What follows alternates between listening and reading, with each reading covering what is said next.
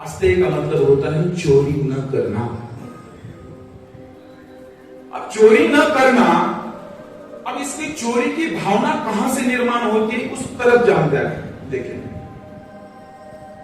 हमने वटवृक्ष को देखा, हमने पेड़ को देखा, पौधों को देखा, मूल को देखना पड़ेगा।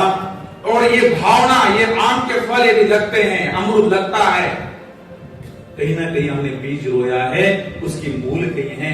तो कहते हैं अंतर आत्मा में जो भाव उठते हैं, मन में भाव उठते हैं, वहां तक जाना पड़ेगा। क्योंकि जब तक मन में वो विचार नहीं आएंगे और चोरी के, तब तक व्यक्ति चोरी नहीं करता, कृति नहीं होगी, शरीर से कृति नहीं होगी। सबसे पहले मन में भाव उठते हैं इसके चोरी के, जिसको संस्कृत में अस्तेय कहा।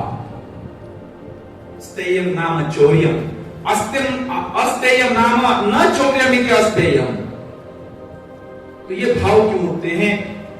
ये भाव इसलिए उठते हैं कि वे लोग चोरी ज्यादा करते हैं जो लोग भौतिकता और ज्यादा लगे हुए हैं, जिनका अध्यात्म से कोई नाता नहीं।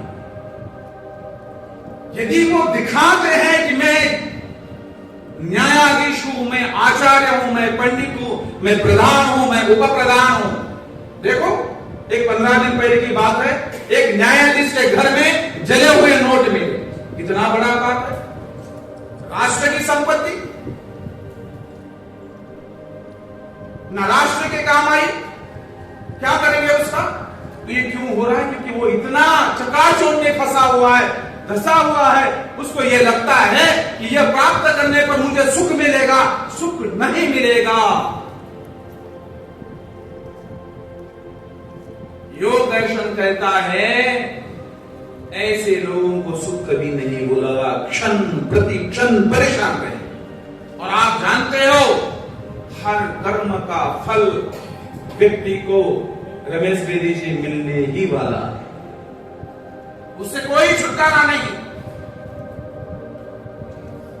और इसके लिए एक प्रमाण है वेद का, यजुर्वेद के 40वें अध्याय में मेरे ख्याल से पहला मंत्र है, तेन तक्तेन भुंज मा गृतः कस्य धनम।